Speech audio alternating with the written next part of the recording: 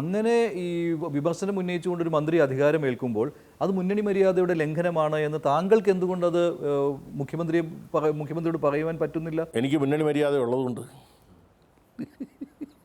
എനിക്ക് മുന്നണി മര്യാദ ഉള്ളതുകൊണ്ട്. പക്ഷേ താങ്കളെ അത് വിഷമിപ്പിച്ചിട്ടുണ്ട്. എനിക്കൊരു വിഷമവുമില്ല. കാരണം ഇതെൻ്റെ വ്യക്തിപരമായ കാര്യമല്ലല്ലോ. ആൻ്റണി രാജു എന്നുള്ളൊരു വ്യക്തിയല്ലല്ലോ. ഞാൻ ഇടതുപക്ഷ ജനാധിപത്യ മുന്നണിയുടെ ഭാഗമായിട്ട് മന്ത്രിയായ ആളാണ്. നിങ്ങൾക്കെല്ലാം അറിയാമല്ലോ, ഞാൻ ആദ്യത്തും മന്ത്രിയാകാൻ ആഗ്രഹിച്ച ഒരാളല്ല. മന്ത്രിയാകാൻ ആഗ്രഹിച്ച് നഷ്ടം ബോധം ഉള്ളവർക്കാണ് ഈ അങ്കലാപ്പുള്ളത്. എന്നെ സമയത്ത് ഒരു അങ്കലാപ്പും ഇല്ല ഈ കാര്യത്തിൽ. അല്ല, അങ്ങനെയല്ലല്ലോ. ഈ അങ്കലാപ്പുള്ളതെന്ന് പറഞ്ഞാൽ കെ.ബി. ഗണേഷ് കുമാർ ആദ്യ ടൈമിൽ മന്ത്രിയാകും എന്നുള്ള ധാരണ ഇല്ലായിരുന്നുവല്ലോ. എന്നാരും അല്ല, ഞാൻ ആവശ്യപ്പെട്ടിരുന്നില്ലല്ലോ. ആദ്യം മന്ത്രിയാകാൻ ആവശ്യപ്പെട്ടിരുന്നല്ലോ ഇവരെല്ലാം. LDF യോഗത്തിൽ തന്നെ കടന്നപ്പള്ളിയുടെ പാർട്ടിയും ഗണേഷ് കുമാറിൻ്റെ പാർട്ടിയും LDF യോഗത്തിനകത്ത് ആവശ്യപ്പെട്ടിരുന്നല്ലോ, ഞങ്ങൾക്ക് ആദ്യ ടൈമിൽ മന്ത്രിയാകണം.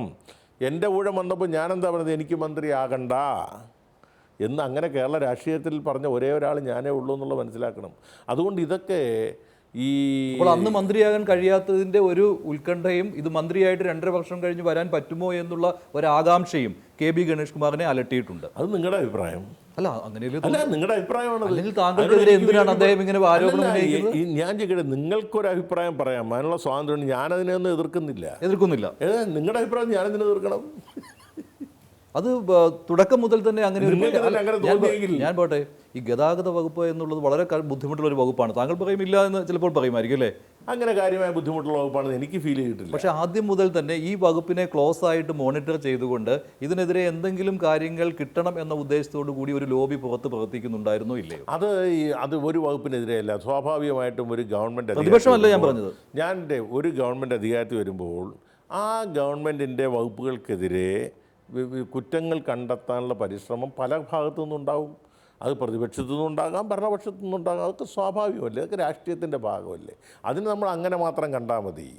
അല്ലാതെ ഇതിന് നമ്മൾ അതിലോട്ട് നോക്കി നമുക്കിരിക്കാൻ കഴിയില്ല. നമ്മൾ നമ്മുടെ ജോലിയായിട്ട് മുമ്പോട്ട് പോകുക എന്നുള്ളതേ ഉള്ളൂ. മറ്റൊരു കാര്യം എന്ന് പറയുന്നത്, അദ്ദേഹം പറഞ്ഞ കുറേ കാര്യങ്ങൾ പോസിറ്റീവായിട്ടും അതിനകത്ത് എടുക്കണം. ഇപ്പോൾ ഓട്ട അടയ്ക്കണം എന്ന് പറയുമ്പോൾ ഓട്ടയുണ്ട് എന്നുള്ള കാര്യം വെളിയിലും ആളുകൾക്ക് അറിയാവുന്ന കാര്യമാണ്.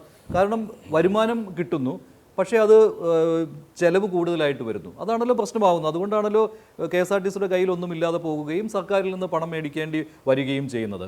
അത് ഒഴിവാക്കുമെന്ന് ഒരാൾ പറയുമ്പോൾ അതിനെ പോസിറ്റീവായിട്ട് കാണണം. ഏതായാലും ഞാൻ മന്ത്രിയായിരുന്ന് അഴിമതി കേസിൽപ്പെട്ട് ജയിലിൽ പോയ ഒരാളല്ലല്ലോ ഞാൻ. എൻ്റെ പേരിൽ ഒരു അഴിമതി ആരോപണം ഇതുവരെ ഉയർന്നിട്ടില്ലല്ലോ. എൻ്റെ പേരിൽ ഒരു അഴിമതി കേസും ഇപ്പോൾ നിലവിലില്ലല്ലോ. എൻ്റെ പേരിൽ ഒരു അഴിമതി ആരോപണം ഇന്നുവരെ ആരും ഉന്നയിച്ചിട്ടുമില്ലല്ലോ. അതുകൊണ്ട് ഇതൊക്കെ, അതാണ് ഞാൻ പറഞ്ഞത്, ഗാലറിയിലിരുന്ന് കളി കാണുന്നവർക്ക് എന്തും പറയാൻ പറ്റും. കളി തുടങ്ങുമ്പോഴല്ലേ കാര്യങ്ങൾ മനസ്സിലാക്കാൻ പോകുന്നത്. അങ്ങനെ ഓട്ടയില്ല എന്ന് തന്നെയാണ് താങ്കൾ പറയുന്നത്? എൻ്റെ അനുഭവത്തിൽ അങ്ങനെ ചോർച്ചയുള്ളതായിട്ട് ഞാൻ കണ്ടിട്ടില്ല. കുറച്ചുണ്ടെങ്കിൽ ഞാൻ അടയ്ക്കാൻ ശ്രമിക്കുമായിരുന്നല്ലോ.